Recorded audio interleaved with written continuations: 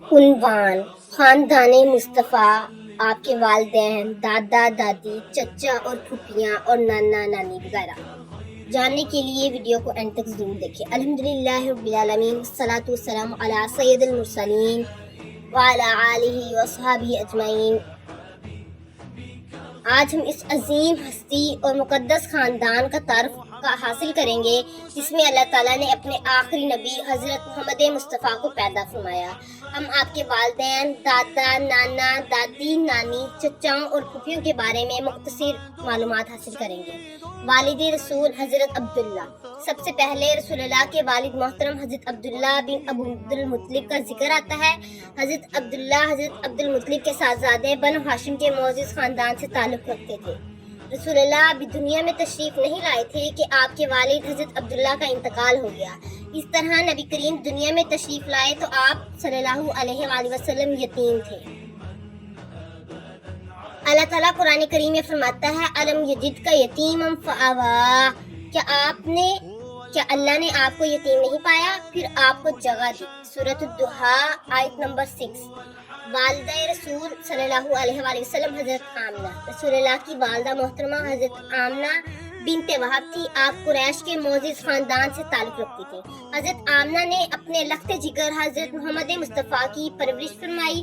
جب رسول اللہ کی عمر تقریباً 6 سال تھی تو حضرت آمنہ کا بھی انتقال ہو گیا، کیونکہ نبی پاک نے بچپن میں ہی اپنے والد اور والدہ دونوں کو کھو دیا، لیکن اللہ تعالیٰ نے خود اپنے محبوب کی حفاظت فرمائی، یعنی ان کو ہر مشکل پریشانی سے محفوظ فرمایا۔ آپ کی دادا حضرت عبدالمطلب، والدہ کے انتقال کے بعد رسول اللہ کی کفالت آپ کے دادا حضرت عبدالمطلب نے فرمائی۔ حضرت عبدالمطلب قریش میں بڑی عزت و مرتبہ رکھتے تھے، وہ رسول اللہ سے بہت محبت فرماتے تھے۔ جب رسول اللہ کی عمر تقریباً 8 سال ہوئی تو حضرت عبدالمطلب بھی وفات پا گئے۔ اس کے بعد آپ کی کفالت آپ کے چچا حضرت ابو طالب نے کی، جو حضرت علی کے والد تھے۔ آپ کی دادی، نانا اور نانی۔ رسول اللہ کی دادی کا نام فاطمہ بنت عمر بیان کیا جاتا ہے، جو حضرت عبدالمطلب کی اہلیہ اور حضرت عبداللہ کی والدہ تھی۔ آپ کے نانا وہب بن عبدالمناف تھے، جبکہ نانی کا نام برہ بنت عبدالعزیٰ بیان کیا جاتا ہے۔ رسول اللہ کے چچے حضرت عبدالمطلب کے کئی بیٹے تھے، جن میں رسول اللہ کے چچا بھی شامل تھے۔ ان میں چند مشہور نام یہ ہیں: حضرت ابو طالب، انہوں نے رسول اللہ کی بچپن میں کفالت کی، ان کا مکہ میں مشکل دور میں آپ کی حفاظت کی۔ حضرت حمزہ آپ صلی اللہ علیہ وسلم کے چچا بھی تھے اور بعد میں اسلام قبول کر کے عظیم صحابی بنے۔ آپ کو اسد اللہ یعنی اللہ کا شیر کہا جاتا ہے۔ حضرت عباس بھی رسول اللہ کے چچا اور جلیل القدر صحابی تھے۔